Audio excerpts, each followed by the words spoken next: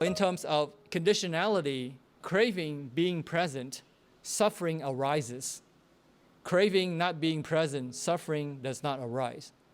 So using the Four Noble Truths, craving being present, suffering arises. Craving not being present, suffering does not arise. Does it make sense? So that's a more concrete example using the Four Noble Truths to explain conditionality. Of course, suffering here is not physical suffering, but it's referring to mental suffering. And here's an example about Buddha giving lectures because of his old age, sitting for a long time, and so his back started aching. And he turned to Sariputta, who happened to be there, and said, "Why don't you take over? My back is killing me." So this illustrated the humanity of the Buddha, not in the sense that the Buddha had human weaknesses in the mental or emotional sense, because he did not, but he had physical weaknesses. He had an ordinary body, and that body, as he grew older, caused him pain, but it did not cause him suffering. He was not disturbed by it. He recognized that his body was old and that it was hurting him, but he did not suffer from that recognition. So Buddhism makes a distinction between physical pain and mental pain.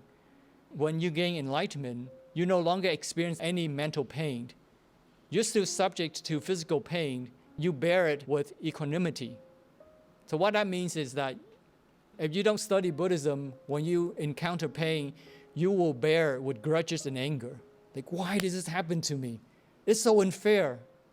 Even the situation has already gone and passed, you still have that mental suffering. You still think about it. When you study Buddhism and you have some sort of enlightenment, you endure with understanding. You don't endure with grudges and anger. For example, let's say that your tooth is aching and you need to go to the dentist. And the dentist tells you that you need to extract that tooth because it's all rotten, it's all bad. That's what's causing you pain. So you endure the pain of the tooth extraction, but you don't punch the dentist in the nose for inflicting you pain, right? Because you understand where that pain is coming from, the source of the pain. Not only do you not get angry, but at the end, you pay hundreds of dollars to that doctor, and you're thanking him for inflicting pain on you, all right? And that is because you have that endurance with understanding, and not that you're suppressing your pain. You're not suppressing your emotion. So that's endurance with equanimity.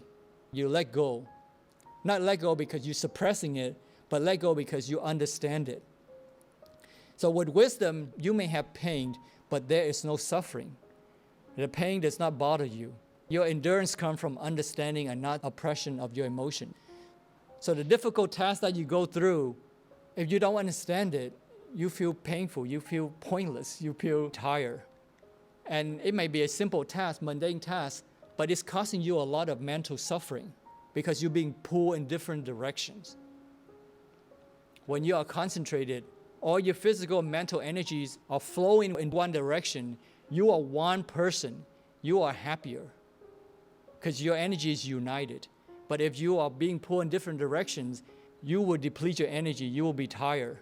You will want to give up because your energy is strained, because you are being pulled in different directions by different personalities.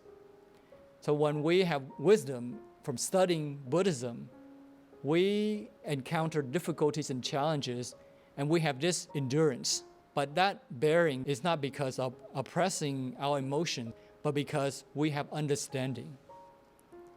So the basic point here is that craving not being present, suffering, here of course mental suffering or avoidable suffering does not arise. The point here is that suffering comes from craving. Of course, this is not to say that all suffering is the result of craving, because that would be karmic determinism, 宿命论, 督命論. So especially physical sufferings, not due to one's previous unskillful mental actions, 恶业, whether in this life or in previous life. So just because you get sick, it doesn't mean that because of your past evil karma. It's not that. It could be because you caught something and your body is prone, our physical body is prone to illness. Right? So to avoid suffering is not to seek happiness from the 5 desires, because the source of suffering is not due to lack of 5 desires. But the source of suffering is because of selfish craving. Like food poisoning. The cause of food poisoning, suffering is because you have eaten bad food, not because of your evil karma. Not necessarily. Right? So living healthy can help reduce illness. Living morally can help to reduce mental suffering.